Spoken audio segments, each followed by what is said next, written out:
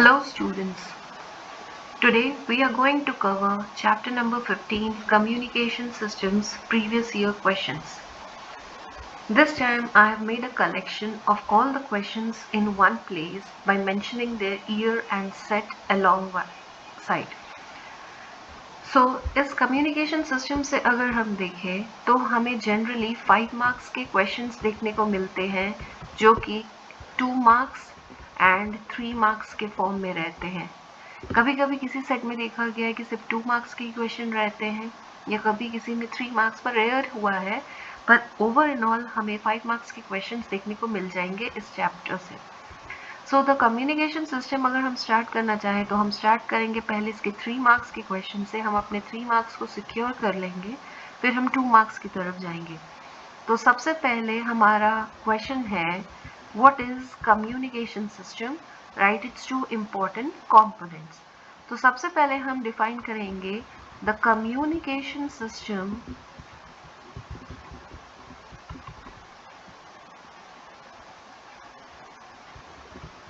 is a way of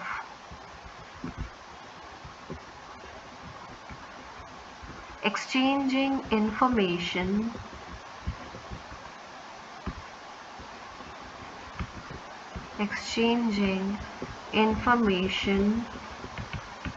between 2 points.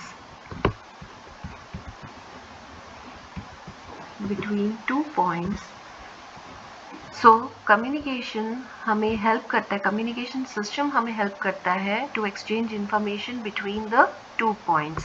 तो इसके जो नेसेसरी कंपोनेंट्स होते हैं या हम लिख सकते हैं it consists of following components.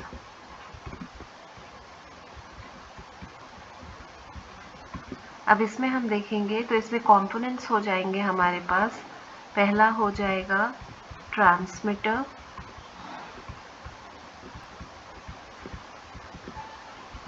Second हो जाएगा receiver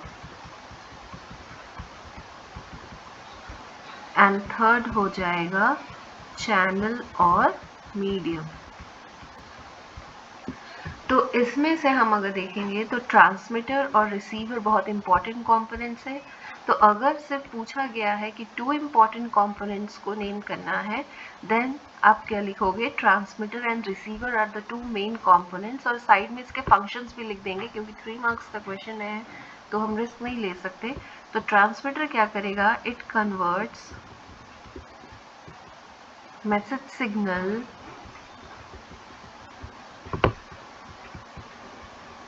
into a form that can be transmitted.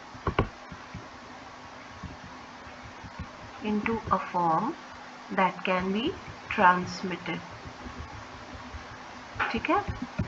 और रिसीवर क्या करेगा, ऑब्वियसली नाम से पता चल रहा है, इट रिसीव्स द सिग्नल। और चैनल क्या करता है, ये एक मीडियम की तरह काम करता है जो ट्रांसमीटर से सिग्नल को लेगा और रिसीवर को रिसीव कराएगा या रिसीवर के पास सिग्नल को भेजेगा। तो हमारा देखेंगे अब मार्क्स डिस्ट्रीब्यूशन। तो communication system is a way of exchanging information between 2 points. इसको लिखने के लिए हमें मिलेंगे 1 मार्क, एंड जो 2 कंपोनेंट्स हैं उनको नेम करने के लिए और उनका डेफिनेशन लिखने के लिए हमें 1 और 1 मिलेगा।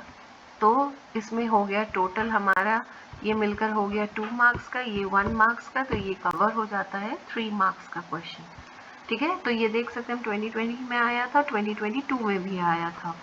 तो इस लिहाज से ये बहुत ज़्यादा इंपॉर्टेंट हो जाता है ये question. Now coming on to next question, that is what is modulation, why modulation is needed to send a signal. अब यहाँ पर अगर हम लोग देखेंगे तो मॉड्यूलेशन को थोड़ा सा साइड में हम समझ लेते हैं कि मॉड्यूलेशन एक्चुअली होता क्या है, क्योंकि बहुत सारे बच्चों को दिक्कत होती है इसको समझने में।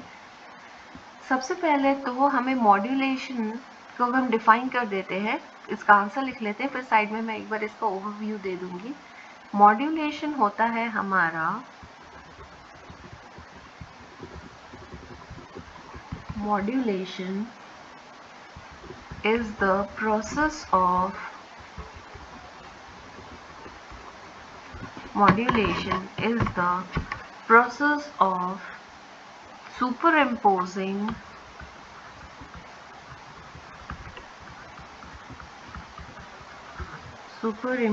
a low frequency signal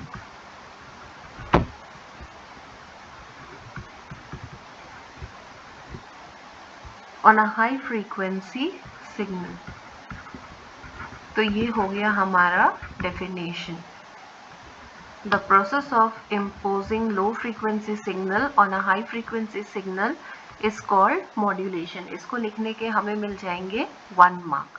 now अब हमें क्या करना है, हमें बताना है कि ये क्यों नेसेसरी है। तो हम इसका आंसर लिखेंगे नेक्स्ट पैरा से। जनरली ये नेक्स्ट पैरा से ही लिखना ज़्यादा बेटर होगा, तो एग्जामिनर को भी क्लियरली डिस्टिंग्विश्ड हो जाता है कि दोनों पार्ट्स के आंसर दिए गए हैं स्टूडेंट के थ्रू।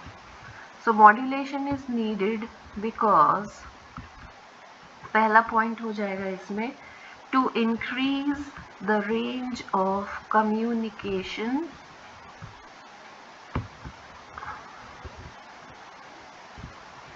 और यहाँ पर कम्युनिकेशन ना लिख के हम जनरली हम सिग्नल को ट्रांसमिट कर रहे हैं, तो ट्रांसमिशन के टर्म्स में आंसर को लिखेंगे to increase the range of transmission. And second हो जाएगा to overcome antenna size limitations, to overcome antenna size limitations. क्योंकि यहाँ पर होता है कि मैं थोड़ा इसको समझा दूंगी। हमारा जो एंटेना लेंथ होता है, ये अगर चैप्टर पढ़ा होगा आपने तो वहाँ पर देखा होगा एंटेना लेंथ होता है एक्चुअली वेवलेंथ डिवाइडेड बाय 4, और वेवलेंथ को अगर फ्रीक्वेंसी के टर्म्स में लिखेंगे तो ये आ जाएगा 4f। कहाँ से लिखा हमने, c इज इक्वल्स टू होता है लैम्डा इंटू एफ, तो लैम्डा हो जाएगा c अपॉन एफ। अब ये c अपॉन एफ से यहाँ पर हम देख रहे हैं कि एंटेना का जो लेंथ होता है, मैं यहाँ पर थोड़ा शॉर्ट में लिख रही हूँ, एंटेना का लेंथ जो होता है वो इन्वर्सली प्रोपोर्शनल होता है फ्रीक्वेंसी के। अब अगर हम लोग फ्रीक्वेंसी, स्मॉल फ्रीक्वेंसी या लो फ्रीक्वेंसी सिग्नल को डायरेक्ट भेज देंगे विदाउट मॉड्यूलेशन, जो कि हमारा मैसेज सिग्नल होता है, तो हम देख रहे हैं कि हमें एंटेना का लेंथ बहुत ज़्यादा बड़ा लेना पड़ेगा, जो कि फिजिबल नहीं है, पॉसिबल नहीं होता इतना बड़ा एंटेना का लेंथ लेना। तो हम क्या करते हैं, हम मैसेज सिग्नल के फ्रीक्वेंसी को ही सुपर इम्पोज करके भेजते हैं किसके साथ, किसी और एक वेव के साथ जिसका खुद का फ्रीक्वेंसी बहुत हाई है। तो इस कारण हमारा एंटेना लेंथ का जो साइज हमने जो हमें जो प्रॉब्लम कर रहा था वो प्रॉब्लम नहीं करेगा। देन नेक्स्ट और एक कारण हो सकता है, हम इसलिए मॉड्यूलेशन कर रहे हैं टू अवॉइड सिग्नल इंटरफेरेंस। अलग अलग फ्रीक्वेंसीज पे भेजेंगे तो क्या होगा, जितने भी हमारे रेडियो फ्रीक्वेंसी सिग्नल्स स्पेस में घूम रहे हैं वो एक दूसरे के काम में अड़चन नहीं डालेंगे, एक दूसरे के काम के साथ इंटरफेयर नहीं करेंगे। और लास्ट में हम और एक रीज़न लिख सकते हैं, मॉड्यूलेशन इसलिए भी चाहिए ताकि हम वायरलेस कम्युनिकेशन को अचीव कर सकें। Without modulation, wireless communication is not achievable. So that means, अब यहाँ पर why modulation is needed to send a signal पूछा है, तो इसमें से अब कोई भी 2 पॉइंट्स को आप लिख सकते हो एक्सप्लेन कर कर, या फिर चारों पॉइंट्स को लिख सकते हो to be on the safer side. तो ये डेफिनेशन लिखने के आपको 1 मार्क मिलेंगे, और इनमें से कोई भी 2 पॉइंट्स या 4 पॉइंट्स लिखने के आपको 2 मार्क्स मिल जाएंगे, तो ये टोटल हो जाएगा 3 मार्क्स का।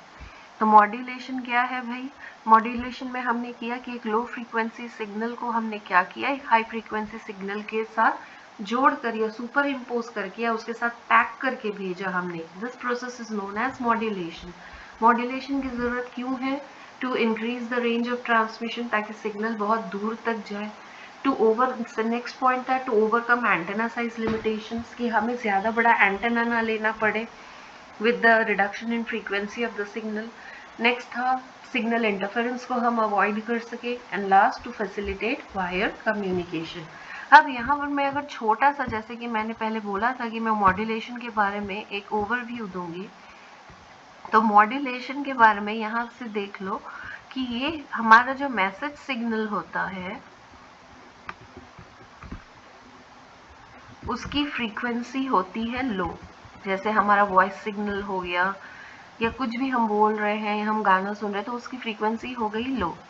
पर अब अगर हम लोग इस मैसेज सिग्नल को, जैसे मैं जो भी बोल रही हूँ, अगर ये मैं डायरेक्ट विदाउट मॉड्यूलेशन अभी ट्रांसमिशन के लिए भेज दूँ तो क्या होगा, ये ज़्यादा दूर तक नहीं जा पाएगा। फिर दूसरे सिग्नल्स इसके साथ इंटरफेरेंस करेंगे तो इसमें नॉइज़ आ जाएगा। फिर हो सकता है क्योंकि मेरा फ्रीक्वेंसी लो है तो एंटेना का साइज़ बहुत ज़्यादा बड़ा, बहुत ज़्यादा हाइट का एंटेना लगेगा। तो इन सब चीज़ों को दूर करने के लिए हम क्या लेते हैं, एक कैरियर सिग्नल लेते हैं। क्या सिग्नल लेंगे, कैरियर सिग्नल, जिसका फ्रीक्वेंसी क्या होता है, बहुत ज़्यादा हाई। तो ये जो हाई फ्रीक्वेंसी सिग्नल होता है, जब हम इन दोनों को एक साथ पैक करके भेजते हैं तो क्या होगा, ये जो सिग्नल बनेगा उससे उस सिग्नल को बोला जाता है मॉड्यूलेटेड सिग्नल। तो ये बहुत दूर तक जा सकेगा। तो इसको समझने के लिए छोटा सा मैं ट्रिक बता देती हूँ।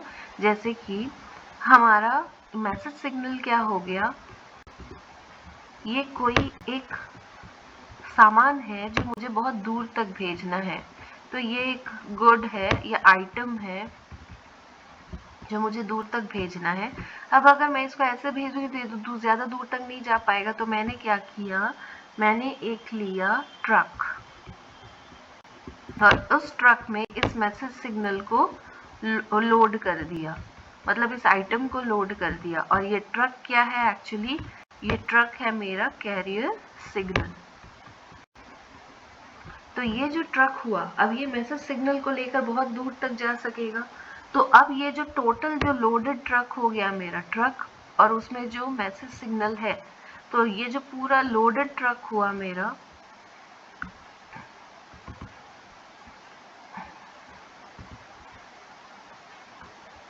तो ये जो अब लोडेड ट्रक हो गया, ये कहलाएगा मेरा मॉड्यूलेटेड सिग्नल। तो अब समझ में आ गया मॉड्यूलेशन क्या है। मॉड्यूलेशन क्या है, हम जो अपना आइटम था जो बहुत दूर तक भेजना था, उसको हम एक ट्रक में लोड कर कर भेज रहे हैं ताकि वो बहुत दूर तक सेफली जा सके, कोई ना उसे लूट ना ले, कोई रॉबरी ना कर ले उसकी। तो इस चीज़ को हम जो सेफली हम भेज रहे हैं बहुत दूर तक, इस प्रोसेस को ही बोला जाता है मॉड्यूलेशन। और कैरियर सिग्नल एक ट्रक की तरह बिहेव करता है जो उसे बहुत दूर तक लेकर जाएगा। तो मेरे ख्याल से ये वाला क्वेश्चन क्लियर हो गया। 3 मार्क्स हमारे यहाँ पर सेफ हो गए। ठीक है, अपने वर्ड्स में भी लिख सकते हैं, कोई दिक्कत नहीं है इसमें। अब नेक्स्ट है हमारा question, that is what is space wave propagation, write it's two properties. तो स्पेस वेव प्रोपगेशन का अब हम लोग डेफिनेशन लिखेंगे तो ये हो जाएगा, this is that mode of transmission, एक जरिया है ये ट्रांसमिशन का या सिग्नल भेजने का एक तरीका है, जिसमें क्या होगा, mode of transmission of EM waves, हम क्या भेज रहे हैं इसके थ्रू, EM वेव्स। और ये क्या होगा, that can travel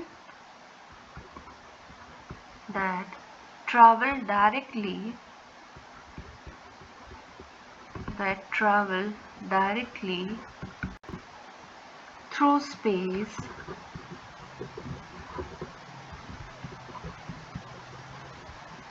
between transmitter and receiver.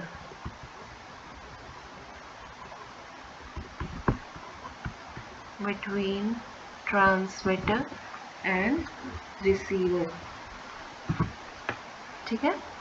तो क्या हो जाएगा, these waves can propagate directly between transmitter and receiver through space। तो ऐसे मोड को हम क्या बोलेंगे, ऐसे मोड ऑफ ट्रांसमिशन को हम बोलते हैं स्पेस वेव प्रोपगेशन।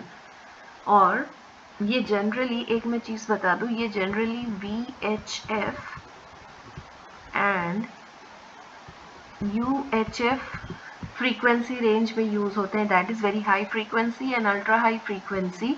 और ये किस लिए यूज होता है, टीवी ब्रॉडकास्ट, टीवी के जितने भी सीरियल्स होते हैं, न्यूज़ होते हैं या कोई भी चैनल होते हैं, वो इसके थ्रू ब्रॉडकास्ट किए जाते हैं।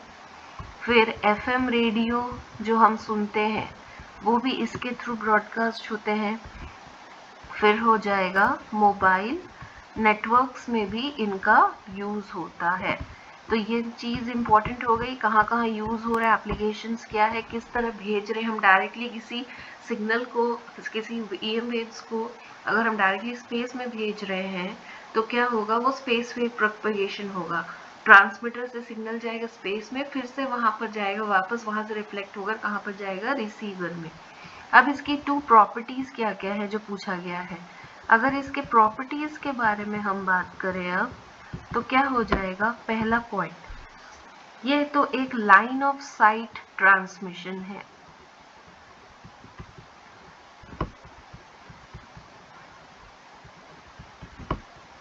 लाइन ऑफ साइट ट्रांसमिशन, इसको LOS भी बोलते हैं, लाइन ऑफ साइट ट्रांसमिशन। मतलब क्या है, ये ट्रांसमीटर और रिसीवर एक दूसरे को डायरेक्ट देखेंगे और डायरेक्ट कम्युनिकेट करेंगे, डायरेक्ट सिग्नल्स भेजेंगे एक दूसरे की तरफ, तो ये लाइन ऑफ साइट ट्रांसमिशन हो गया।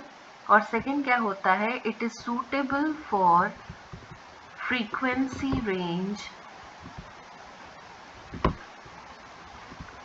suitable for frequency range above 30 megahertz. ये भी इम्पोर्टेंट पॉइंट है। तो इसके 2 प्रॉपर्टीज क्या क्या हो गए, लाइन ऑफ साइट ट्रांसमिशन होता है, इसमें डायरेक्ट ट्रांसमीटर रिसीवर एक दूसरे से कम्युनिकेट करके सिग्नल्स भेजते हैं। एंड सेकंड हो जाएगा कि ये फ्रीक्वेंसी रेंज, जब भी किसी सिग्नल की फ्रीक्वेंसी रेंज 30 मेगाहर्ट्ज के ऊपर होगी तो हम इसको यूज़ कर सकते हैं, या उसके लिए ये यूज़फुल होता है। So this is all about space wave propagation and its properties. तो हमें ये स्पेस वेव प्रोपगेशन डिफाइन करने के लिए हमें मिल जाएगा 1 मार्क, और ये प्रॉपर्टीज लिखने के 2 मार्क्स, तो टोटल क्या हो गए, 3 मार्क्स। ये भी हमारे सेफ हो गए। और ये आगे आप चल के देखोगे, ये देखो 2021 में भी पूछा गया, 2024 में भी पूछा गया, तो घुमा फिरा के कहीं ना कहीं एक ही क्वेश्चन को बार बार रिपीट किया जा रहा है। तो आप ये 12 जो क्वेश्चन है इनको अगर आप अच्छे से पढ़ लोगे तो मेरे ख्याल से कम्युनिकेशन सिस्टम आपका पक्का हो जाएगा पूरा। Now next, moving on to the next question, that is what is ground wave propagation. Now नाम से पता चल रहा है, जो ग्राउंड के होकर, ग्राउंड से होकर जाएगा, सॉरी, उन्हें हम क्या बोलेंगे, जो ग्राउंड से होकर जो भी चीज़ें होंगी, प्रोपगेशन होगा, उसे ग्राउंड वेव प्रोपगेशन बोला जाएगा। तो चलिए इसको डिफाइन कर लेते हैं। तो ग्राउंड वेव प्रोपगेशन फिर से ये एक तरीका है सिग्नल ट्रांसमिशन का। तो मोड ऑफ ट्रांसमिशन डिफाइन कर लेंगे फिर भी हम, the mode of transmission where EM waves मतलब electromagnetic waves travel along the surface of the earth, travel along the surface of the earth। जैसे अगर ये अर्थ का कर्वेचर है, ये अर्थ का सरफेस है, यहाँ से कोई ट्रांसमीटर एंटेना है, तो ये क्या करेगा, यहाँ से जो सिग्नल आएगा फिर ये नीचे तक जाएगा, फिर ये उस रिफ्लेक्ट बैक होगा, फिर ये नीचे आएगा, फिर रिफ्लेक्ट बैक होगा। तो ये इस तरीके से कुछ पहुँचते पहुँचते कहाँ तक पहुँच जाएगा, रिसीवर के पास। तो ये हमारा हो गया रिसीवर, ये हो गया ट्रांसमीटर। तो TX मतलब होता है ट्रांसमीटर, RX मतलब होता है रिसीवर। तो जब भी ये सरफेस ऑफ द अर्थ को फॉलो करते करते हुए ट्रांसमीटर से रिसीवर की तरफ पहुंच जाएगा, तो इस मोड ऑफ ट्रांसमिशन को हम क्या बोलते हैं, ग्राउंड वेव प्रोपगेशन। अब इसके बारे में बात करते हैं कि कौन सी फ्रीक्वेंसीज के लिए यूज होता है। तो ये हो जाएगा फॉर फ्रीक्वेंसीज, मैं मेन पॉइंट लिख दे रही हूँ क्योंकि पूरा लिखने में बहुत ज़्यादा टाइम लग जा रहा है, फिर वीडियो भी बहुत ज़्यादा बड़ा बन जाएगा। तो फॉर फ्रीक्वेंसीज बिलो 2 मेगाहर्ट्ज, अगर हमारे सिग्नल की फ्रीक्वेंसी 2 मेगाहर्ट्ज के नीचे है तो हम क्या यूज़ करेंगे, ग्राउंड वेव प्रोपगेशन। और ये किस लिए यूज़ होता है, अगर हम एप्लीकेशंस देख ले तो ये यूज़ होता है AM रेडियो ब्रॉडकास्टिंग के लिए, AM रेडियो ब्रॉडकास्टिंग के लिए जनरली ये यूज़ किया जाता था। फिलहाल अब तो इतना AM रेडियो ब्रॉडकास्ट नहीं होता, अब तो FM हो गया है ऑलमोस्ट सभी। प्रसार भारती ने भी अपने AM से FM में कन्वर्ट कर लिया है। अब नेक्स्ट क्या हो जाएगा कि इस हमें लिखना है कि इसकी 2 इम्पॉर्टेंट प्रॉपर्टीज़ क्या क्या होंगी। तो इसको मैं दूसरे इंक से लिखती हूँ ताकि ये क्लियरली विजिबल हो फिर से। तो सबसे पहला पॉइंट है कि it follows the curvature of the earth. Ground का जैसा भी टेराइन होगा, फ्लैट है तो सिग्नल वैसे ही ट्रांसमिट होगा, अगर उबड़ खाबड़ है तो उस तरह से रिफ्लेक्ट होते जाएगा। तो मतलब बोलने का मतलब है कुल मिलाकर it follows the curvature of the अर्थ। और ये इसमें और एक चीज़ देखी गई है कि इसमें एटेन्यूएशन होता है, सिग्नल की क्वालिटी गिरती जाती है विथ डिस्टेंस। ठीक है, तो जितना ज़्यादा ये ट्रैवल करेंगे ये अपना एनर्जी लूज करेंगे और सिग्नल का क्वालिटी ख़राब हो जाएगा। तो इसलिए इसमें ग्राउंड वेव प्रोपगेशन में हमने देखा कि ईएम वेव्स जो सरफेस ऑफ द अर्थ को फॉलो करते हुए या सरफेस ऑफ द अर्थ के हेल्प से जो ट्रांसमिट होते हैं उन्हें हम ग्राउंड वेव प्रोपगेशन के अंडर में रखते हैं। 2 इम्पॉर्टेंट प्रॉपर्टीज़ क्या हो गई, it follows the curvature of the earth and second attenuation with distance इसमें देखा गया है, that is they lose energy while they travel. जितना ज़्यादा ट्रैवल करेंगे उतना ज़्यादा एटेन्यूएशन या सिग्नल की क्वालिटी में डिग्रेडेशन आएगा। तो ये 2021 में एक बार ही आया हुआ है और ये ऊपर वाला जो पार्ट है इसको लिखने का 1 मार्क एंड नेक्स्ट जो प्रॉपर्टीज लिखने के 2 मार्क्स मिलेंगे हमें, 1 for each point. Okay, now next question में बढ़ते हैं हम। What is communication satellite? सबसे पहले मैं इसको डिफाइन करूंगी, व्हाट इज कम्युनिकेशन सैटेलाइट। फिर हम नेक्स्ट दूसरे पॉइंट पे आएंगे। यहाँ पर एक चीज़ मुझे बताना है कि एक क्वेश्चन बहुत बार जो रिपीट हुआ है जनरली, मुझे उसके बारे में बताना था कि कम्युनिकेशन सैटेलाइट तो ठीक है, पहले हम इसको डिफाइन कर देते हैं फिर आगे का देखते हैं क्या रिपीट हुआ है। तो कम्युनिकेशन सैटेलाइट होता है एक आर्टिफिशियल सैटेलाइट। आर्टिफिशियल सैटेलाइट जो कि प्लेस्ड होता है ऑर्बिट में अराउंड द अर्थ। अर्थ के अराउंड जो ऑर्बिट है उसमें प्लेस्ड होता है और ये क्या प्रोवाइड करता है, ये हमें फैसिलिटी प्रोवाइड करता है कम्युनिकेशन का।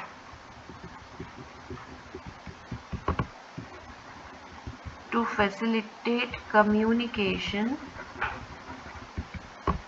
by transmitting signals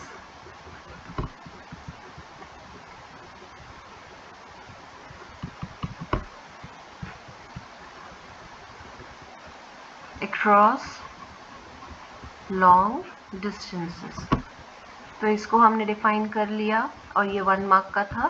that is artificial satellite placed in the orbit around the earth to facilitate communication by transmitting signals across long distances is called a communication satellite। ये 1 mark का हो गया हमारा। अब जो सेकेंड पार्ट है इस question का, ये ध्यान देने वाली बात है कि ये बहुत बार रिपीट हुआ है बहुत अलग अलग तरीकों से। मतलब कभी कभार इसको सिंपली अकेले पूछा गया है, the artificial satellites are used for long distance TV transmission why, या फिर कभी इसको जैसे अभी हम देख रहे हैं कम्युनिकेशन सैटेलाइट के साथ जोड़कर देखा गया है। तो हम इसका आंसर अच्छे से लिखेंगे क्योंकि इसके आने के चांसेस फिर से बहुत बढ़ जाते हैं। अब इसका आंसर होगा, जो मैं लिख रही हूँ प्रॉपर उतना ही काफ़ी है, that is TV signals have high frequency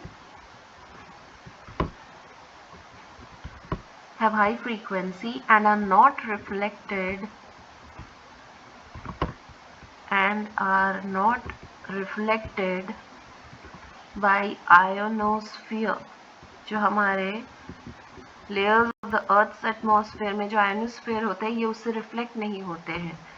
तो अब इन सिग्नल्स को कैसे रिफ्लेक्ट करा जाए भाई, ये बड़ा क्वेश्चन हो गया। सो हमने क्या किया, to reflect the signals back artificial satellites are use. तो इसमें कौन हेल्प करेगा भाई, हमारी आर्टिफिशियल सैटेलाइट्स करेंगे। ये बोल सकते हैं हम कि ये रिफ्लेक्टर्स की तरह काम करेंगे।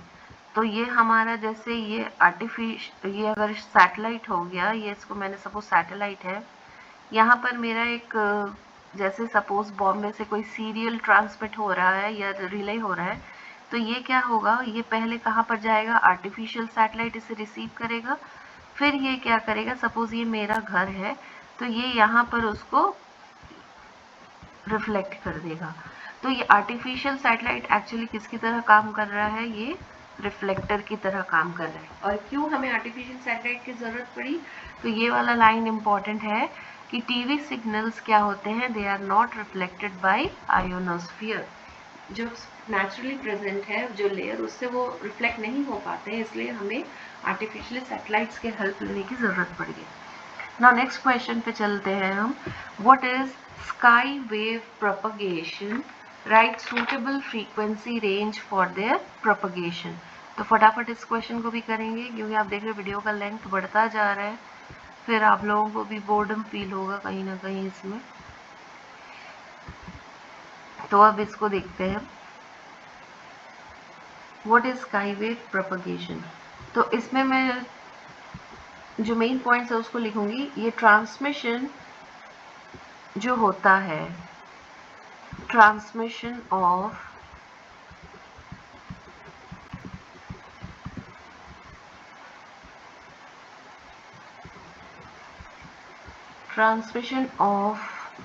EM waves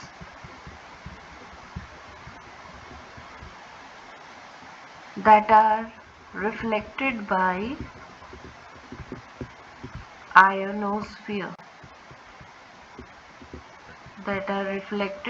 ionosphere, back towards the earth.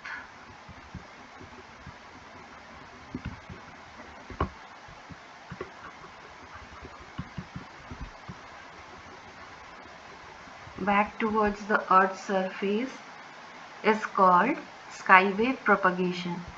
तो जहाँ पर हम आयोनोस्फीयर के हेल्प से ट्रांसमिशन करा रहे हैं ट्रांसमीटर और रिसीवर के बीच में सिग्नल का, तो उसको हम कौन सा प्रोपगेशन बोलेंगे या कौन सा मोड बोलेंगे, स्काई वेव प्रोपगेशन। अब इसका जो फ्रीक्वेंसी रेंज है ये होता है 3 मेगाहर्ट्ज टू 30 मेगाहर्ट्ज। इस रेंज के बीच में अगर कोई भी हमारा फ्रीक्वेंसी सिग्नल है, ये generally HF band, high frequency band में आता है, तो ये जो फ्रीक्वेंसी रेंज है ये इस मोड के लिए सूटेबल होता है। तो ये हमारा हो गया क्वेश्चन स्काई वेव प्रोपगेशन वाला। नेक्स्ट है हमारा what is amplitude modulation, right it's 2 advantages and 2 disadvantages. So amplitude modulation एक मॉड्यूलेशन टेक्निक होती है,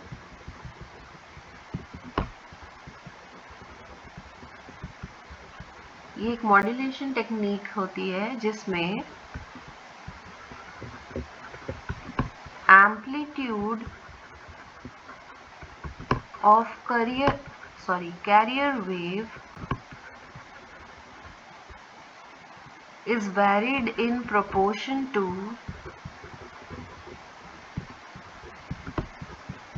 or in accordance to amplitude of input signal.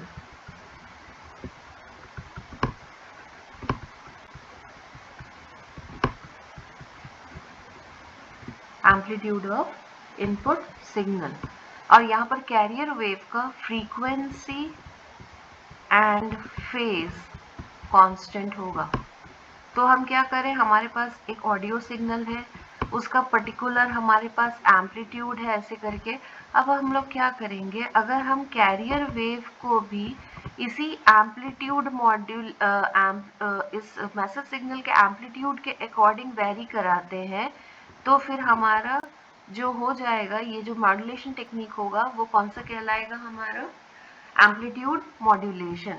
ये फिगर थोड़ा ठीक से नहीं बना है तो मैं इसको बेटर रबी कर दूंगी, अदरवाइज आप लोग भी कंफ्यूज होंगे।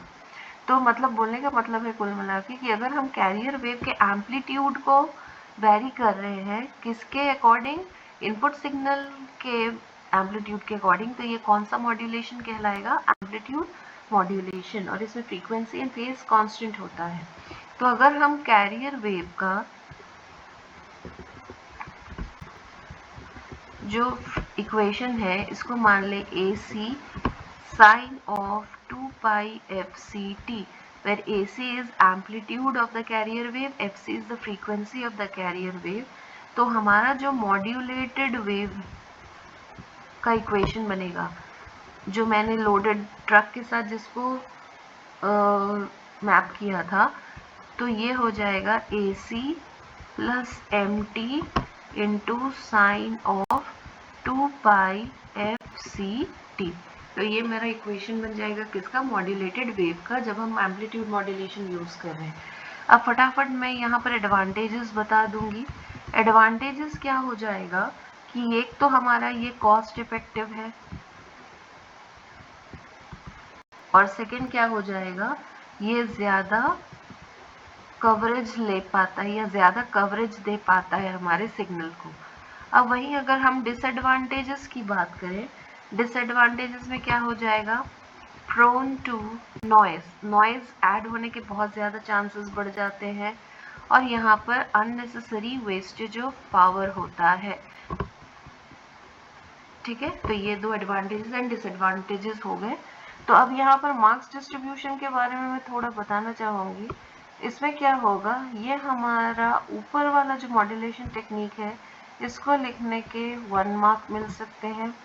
अब एडवांटेजेस 2 हैं, तो इनमें हाफ हाफ डिस्ट्रीब्यूट हो जाएगा, डिसएडवांटेजेस में भी हाफ हाफ डिस्ट्रीब्यूट हो जाएगा। तो इस तरीके से पूरा 3 मार्क्स का क्वेश्चन तैयार हो जाएगा।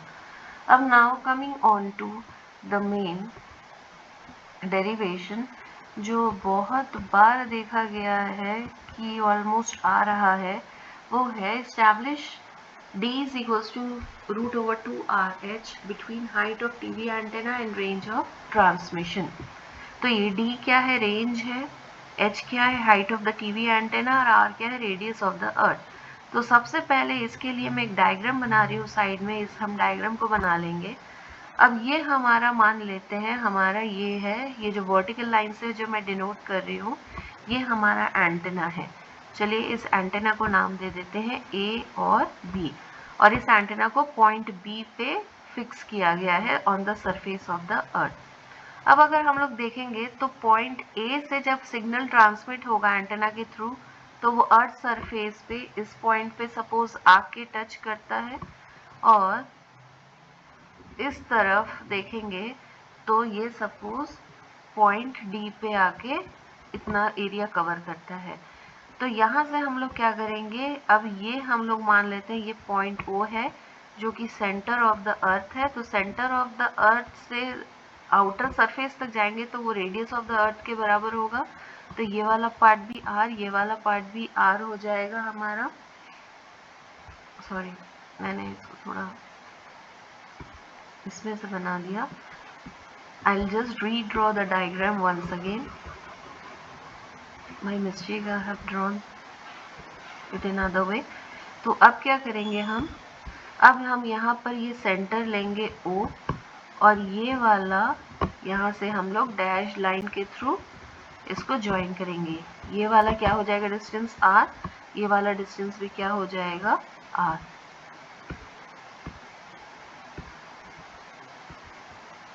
अब हम देखते हैं कि ये वाला पार्ट कितना है, ये वाला एंगल क्या है 90 डिग्री। हम इसको भी B और O पॉइंट को भी ज्वाइन कर देंगे, तो ये भी क्या हो जाएगा R। एंटेना का हाइट ले लेते हैं H, और A से C जो है ये रेंज है एंटेना का, कितने दूर तक ये सिग्नल को भेज सकता है। तो अब यहाँ पर मैं एक बार फिर से पूरा स्पेसिफिकेशन लिख दूंगी कि लेट AB क्या है हमारा, AB एक तो हमारा एंटेना के हाइट को रिप्रेजेंट कर रहा है, और ये कितना है H। Similarly AC is equals to D, that is range of transmission of antenna, range of transmission of antenna हो गया। कैपिटल R यहाँ पर क्या है, radius of the earth, radius of the अर्थ। और फिर O क्या है हमारा, जो पॉइंट O है वो सेंटर ऑफ द अर्थ। तो मेरे ख्याल से ये डायग्राम क्लियर है, इसको हम वर्ड्स में लिख सकते हैं। ठीक है, अब यहाँ से डेरिवेशन स्टार्ट करेंगे। अब हम यहाँ पर देखेंगे in triangle AOC, in triangle AO और C में ये वाला एंगल 90 डिग्री है, तो हम पाइथागोरस थ्योरम लगा के क्या लिख सकते हैं, OA square is equals to AC square plus OC square, ये लिखा जा सकता है। अब OA स्क्वायर अगर हम देखें तो ये है AB प्लस BO इसका होल स्क्वायर। सिमिलरली AC को लिखा जा सकता है D स्क्वायर और OC R स्क्वायर लिख सकते हैं। OC क्या है, रेडियस ऑफ द अर्थ। अब AB का डिस्टेंस है h, BO का है r, तो ये हो जाएगा पूरा h प्लस r स्क्वायर और ये already d square plus r square. अब हम इसको a plus B whole square के फॉर्मूला से ओपन करेंगे तो ये हो जाएगा h square plus r square plus 2rh और ये हो जाएगा d square plus r square. अब यहाँ से हम देखेंगे r स्क्वायर दोनों तरफ से कैंसिल हो जाएगा और हमारे पास क्या बचेगा, d square is equals to h square plus 2rh। अब यहाँ तक हमारे पास एक इक्वेशन आ गया। बट अब अगर हम कंपेयर करेंगे h एंटेना हाइट को और रेंज ऑफ ट्रांसमिशन को, सॉरी एंटेना हाइट को एंड, मैं यहाँ पर काट के लिखती हूँ, एंटेना हाइट को रेडियस ऑफ द अर्थ को, तो हम देखेंगे रेडियस ऑफ द अर्थ बहुत ज़्यादा बड़ा होगा। तो अब क्या कर सकते हैं, हम रेडियस के सामने इस पार्ट को 0 मान सकते हैं और हमारा d स्क्वायर किसके बराबर आ जाएगा, 2rh। तो अब यहाँ पर स्क्वायर रूट लेंगे दोनों तरफ, तो range of transmission of antenna कितना आ जाएगा, d is equals to 2 root over 2rh, where r is the radius of the earth and h is the height of the antenna. ये भी बहुत इम्पोर्टेंट डेरिवेशन है, तो इसको देख के जाना ज़रूरी हो जाता है। Next coming on to 2 marks question. अब हम फटाफट 2 मार्क्स के क्वेश्चंस को कर लेते हैं। इसमें पूछा गया है, पहला क्वेश्चन है give a block diagram showing the important parts of a communication system. तो इसमें अगर हम लोग देखेंगे तो सबसे पहले हमारे पास ब्लॉक डायग्राम में मैंने ब्लॉक्स पहले से बना के रखे थे, इसको फिलअप कर लेते हैं। सबसे पहले हमारे पास एक होता है इंफॉर्मेशन।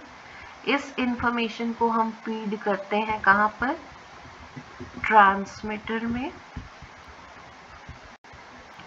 फिर इस ट्रांसमीटर से जो सिग्नल निकलेगा ये वो जाएगा चैनल, या इसको मीडियम भी बोला जाता है कभी कभार, मीडियम में। फिर ये इसको ट्रांसमिट कर देगा कहाँ पर, रिसीवर के पास, और फिर रिसीवर इसे उसके इंटेंडेड यूज़र के पास भेज देगा।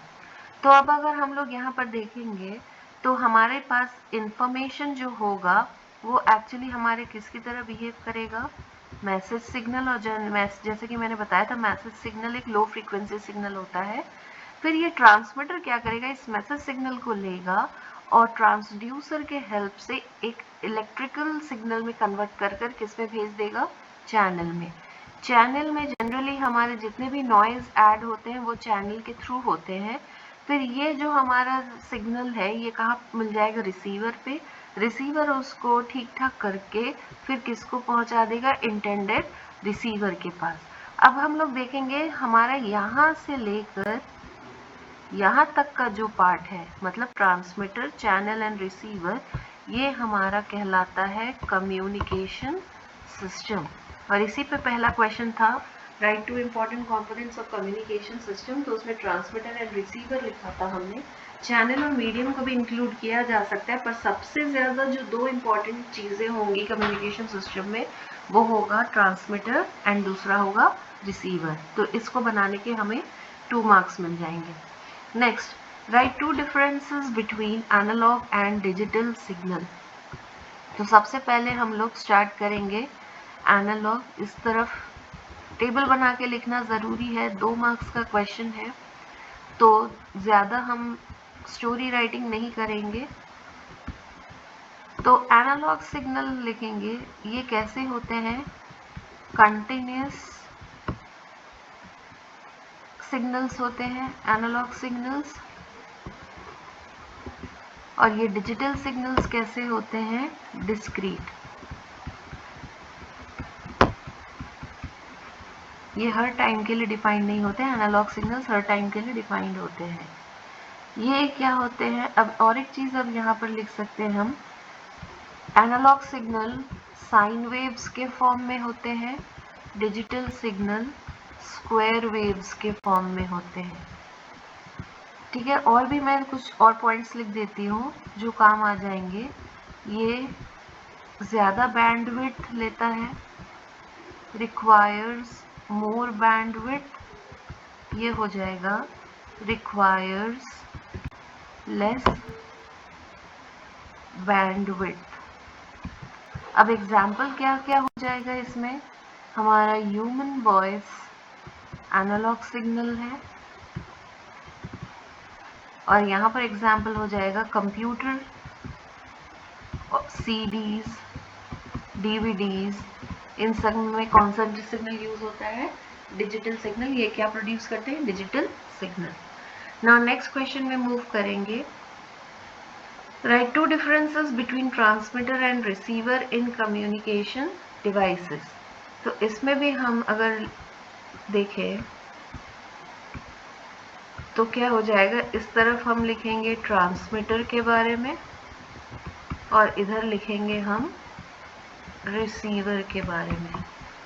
तो ट्रांसमीटर का सब 2 डिफरेंसेस लिखने हैं, सिमिलैरिटी नहीं लिखनी है, 2 डिफरेंसेस लिखने हैं। तो ट्रांसमीटर का क्या काम होता है, ट्रांसमिट्स अ सिग्नल या it transmits a signal. Receiver क्या करेगा, इसका opposite, it receives the signal. ये लेने का काम करेगा, रिसीव करने का काम करेगा सिग्नल को। सेकंड क्या हो जाएगा, इसमें क्या क्या कंपोनेंट्स आते हैं उसको मेंशन कर देंगे। तो इसमें हो जाएगा इंक्लूड्स मॉड्यूलेटर, एम्पलीफायर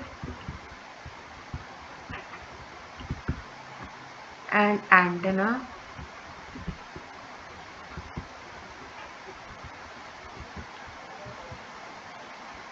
और इसमें क्या आ जाएगा इंक्लूडेड, इसमें सीक्वेंस ये ऐसे ही लिखना है। इसमें सबसे पहले एंटेना होगा, फिर डीमॉड्यूलेटर होगा। डीमॉड्यूलेटर वो है जो मैसेज सिग्नल को कैरियर फ्रीक्वेंसी सिग्नल से अलग करता है, और लास्ट में फिर ये एक एम्पलीफायर होगा। तो ये हमारे 2 पॉइंट्स हो गए, दोनों पे लिखने के 1-1 पॉइंट ईच, तो 2 marks. Now next question, why microwaves are suitable for long distance transmission. ठीक है, तो इसमें सबसे पहले मैं शॉर्ट में मैं ऐसे लिखूंगी, इसमें माइक्रोवेव्स क्या होते हैं, एक तो ये हाई फ्रीक्वेंसी सिग्नल्स होते हैं, हाई फ्रीक्वेंसी सिग्नल्स होते हैं, और इनका वेवलेंथ क्या होता है, स्मॉल होता है। ठीक है, और इनका फ्रीक्वेंसी रेंज होता है 1 गीगाहर्ट्ज से लेकर 300 गीगाहर्ट्ज तक।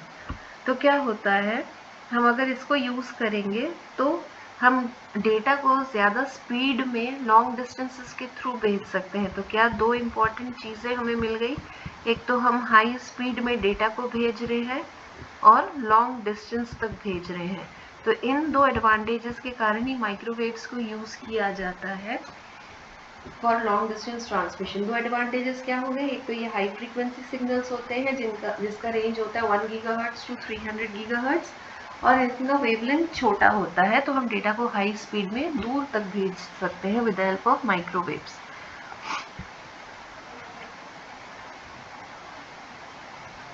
ठीक है, और भी कुछ पॉइंट्स हैं जो मेंशन कर सकते हो। ये भी line of site propagation method use करते हैं।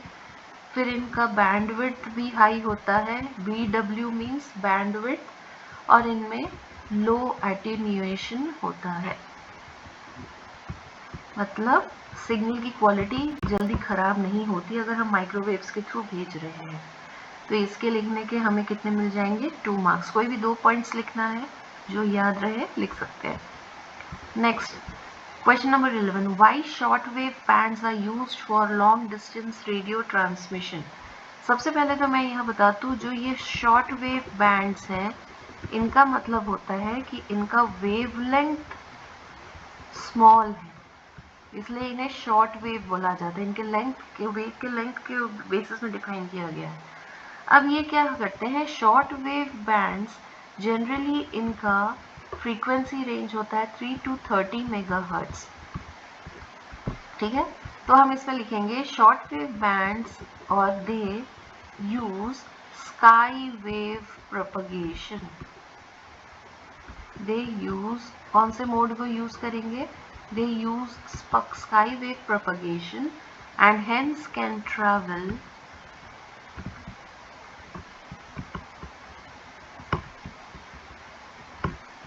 long distances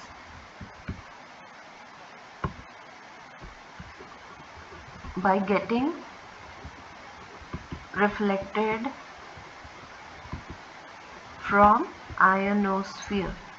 जहाँ पर स्काई वेव का टर्म आया वहाँ पर आयोनोस्फीयर भी आ जाएगा।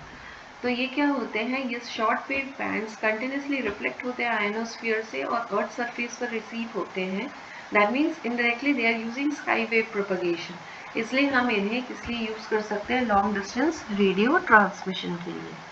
एंड नेक्स्ट है, is it possible to transmit audio waves through free space? तो आंसर होगा नो, बिकॉज ऑडियो वेव्स जो हम बोल रहे हैं, जो सिग्नल प्रोड्यूस हो रहा है, ये क्या है, मैकेनिकल वेव्स है, और हमें पता है मैकेनिकल वेव्स को मीडियम की ज़रूरत होती है, जबकि फ्री स्पेस में तो कोई मीडियम नहीं होता, तो इसलिए ये वहाँ पर ट्रांसमिट नहीं हो सकते with the help of free space. Now next, coming on to the last question, that is write two differences between transducer and repeater।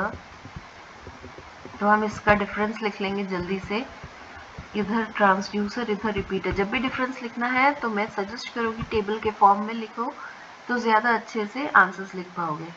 तो ट्रांसड्यूसर क्या करता है, अगर हम देखेंगे तो इसका काम होता है converts one form of energy to other form. ठीक है, जबकि रिपीटर का काम होता है, रिपीटर का काम हो जाएगा to amplify signals, to amplify signals. Second point अगर इसमें लिखेंगे तो ये क्या करता है, ये सेंस करता है और measures and transmits, senses or measures and transmits the signal in suitable form। वहीं पर रिपीटर क्या करेगा, ये हमारा एम्प्लीफाई करेगा और इसका काम होता है to maintain signal strength and quality.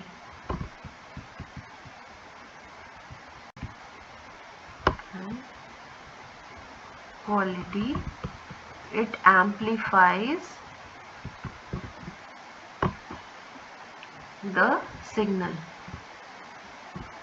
मतलब सिग्नल स्ट्रेंथ क्वालिटी को मेंटेन करेगा बाय एम्प्लीफाइंग, और आगे लिख सकते हैं by amplifying the signal strength it can improve the signal quality as well. So ये हमारा हो गया चैप्टर नंबर 15 कम्युनिकेशन सिस्टम के question and answers in the form of PYQs। I hope इसके आगे पीछे और कोई ज़्यादा वेरिएशन नहीं मिलेगा। मैंने पूरा क्लब करके फाइनली इन सब का एक प्रॉपर कलेक्शन तैयार किया है, जिससे आप लोगों को हेल्प हो और आप ऑन द गो कभी भी आते जाते इन सबको पढ़ सको। So thank you for watching my video. Now I would like to request you one thing, अगर आपको मेरा वीडियो अच्छा लग रहा है तो आप प्लीज़ सब्सक्राइब करें, अपने फ्रेंड्स ग्रुप में भी इसे शेयर करें।